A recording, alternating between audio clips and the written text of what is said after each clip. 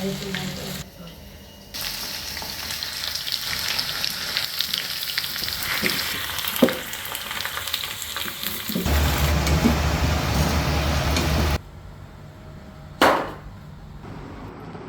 Guys, আপনারা একটু আগে আমাদের রান্নাগুলো দেখছেন কেমন হয়েছে।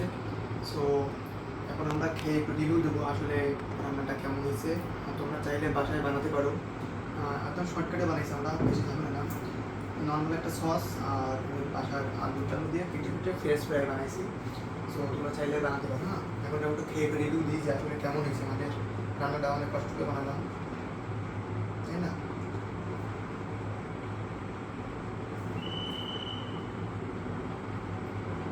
হবে,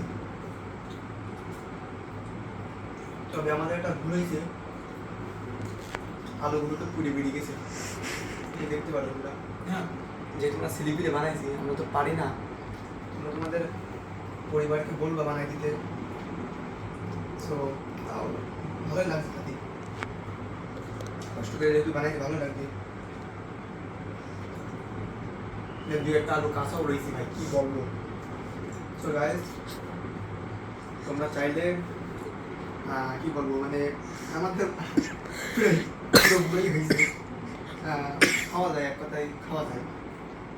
সো তোমরা ভিডিওটি যদি ভালো লেগে থাকে, আমাদের এটা নিউ একটা চ্যানেল, সো এটা সাবস্ক্রাইব করে দাও।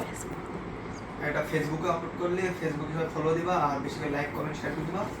টিকটকে চালে তো মানে ওরা ধরা ফলো আর লাইক কমেন্ট করবা, আর তোমার বাসায় ট্রাই করে দেখবে এগুলো। হ্যাঁ, দেখলে কেমন হয়। সো আমি এই বলে বিদায় দিচ্ছি গাইস। আজকের আমাদের ভিডিও অনেক, এখন রাত ভালো প্রায় 2টা কি 3টা বাজে। আমার ফোনটা নাই, আমি দেখাতে পারছি না। তো রাত 3টা বাজে, আমরা এই সময় চুরি করে আমরা রান্নাঘরেতে বানাচ্ছি, বানিয়ে যেতে এখন ভিডিও করলাম, ইউটিউবে কালকে সকালে আপলোড দেবো। তাই ওকে, সো আমি এখন এই বলে বিদায় দিচ্ছি। আল্লাহ হাফেজ গাইস।